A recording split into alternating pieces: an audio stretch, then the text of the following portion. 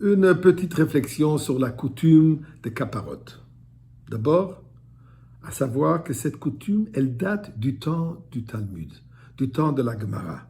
C'est rapporté par un des Gaonim, Rav Sheshna Gaon, qui vivait au début de la période gaonique, environ l'année 660 de notre ère. Lui, il rapporte déjà que dans le temps du Talmud, cette coutume était pratiquée. Donc, c'est une ancienne coutume. Mais si on veut comprendre un peu, c'est quoi le sens de cette coutume? Alors, le mot kapara, comme on sait, signifie expiation. D'ailleurs, comme le même nom, le même que le jour de Yom Kippour, le jour des expiations. Qu'est-ce qu'on fait? On prend un poulet ou un coq soigneusement, avec beaucoup d'attention, sans que l'animal souffre, chas v'shalom, puisque nous savons qu'il y a une interdiction de tsar bal chaim. On n'a pas le droit de faire souffrir un animal pour aucune raison. Donc il faut faire très attention à que cet animal, je m'excuse, à ce que cette volaille ne souffre pas. Après avoir soigneusement passé au-dessus de la tête en disant la prière particulière et appropriée, on le rend au shochet pour que le shochet l'abatte d'une manière cachère. Et ensuite, elle est offerte. Ce volaille est offert pour la tzedaka. Si on n'a pas qui donner, on va donner au moins la valeur. On va donner en tzedaka.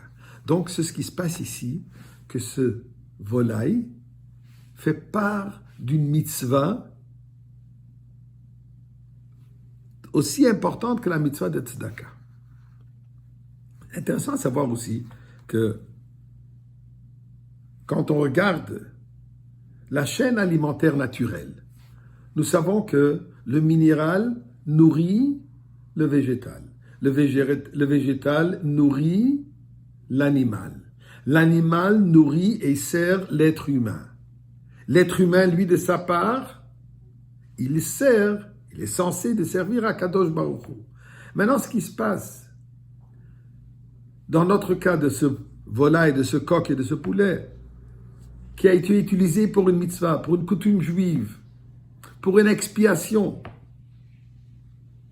c'est ce qui se passe maintenant, que nous élevons toute cette chaîne alimentaire qui a fait que ce volaille puisse participer dans une mitzvah. C'est de cette manière que nous transformons le monde entier en un endroit de service d'Akadosh Baruch Hu.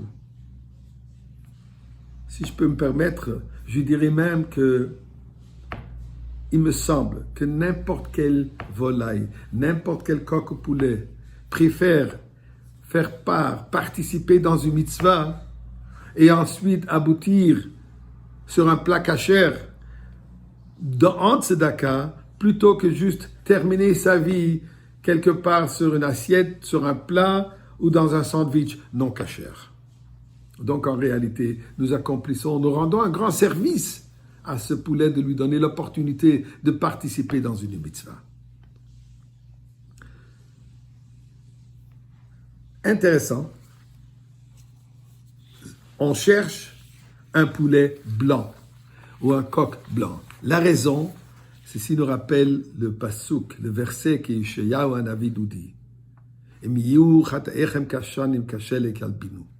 Si vos péchés se révèlent être être comme le cramoisi, il deviendra blanc comme la neige. Le blanc représente la pureté. Ce que nous prions à Kadosh Baruch Hu, d'accepter nos prières, d'accepter notre teshuvah et de blanchir, de nettoyer nous-mêmes. N'oublions surtout pas qu'une des raisons pourquoi un poulet est pas un autre volaille, puisque le poulet est le volaille qu'on n'a pas le droit d'apporter comme sacrifice au Beth Amikdash. Et ceci, les caparotes, n'est pas un sacrifice, puisqu'on n'a pas le droit d'offrir des sacrifices aujourd'hui hors du Beth Amikdash. Je peux rapporter aussi ce que le Maral de Prague rapporte. La Gemara Brachot raconte l'histoire où Rabbi Akiva se rendait dans une certaine ville et avait avec lui un coq une bougie, une lumière, une bougie et son âne. L'âne pour voyager, la bougie pour pouvoir étudier la Torah la nuit et le coq pour lui réveiller le matin au moment de lever du jour. Il s'avérait qu'en arrivant à la ville où il voulait se rendre, il était tard, il a décidé de camper hors de la ville et rentrer le lendemain. Durant la nuit, le vent a éteint sa bougie, sa flamme, un chat a mangé le coq et un animal a tué l'âne. Le matin, il a vu le grand miracle qu'il a eu, puisque grâce à cela, sa vie a été sauvée des dangers qui étaient au sein de la ville. Ils n'avaient pas que Rabbi Akiva était à l'extérieur. Donc nous voyons déjà comment un coq a sauvé la vie de Rabbi Akiva.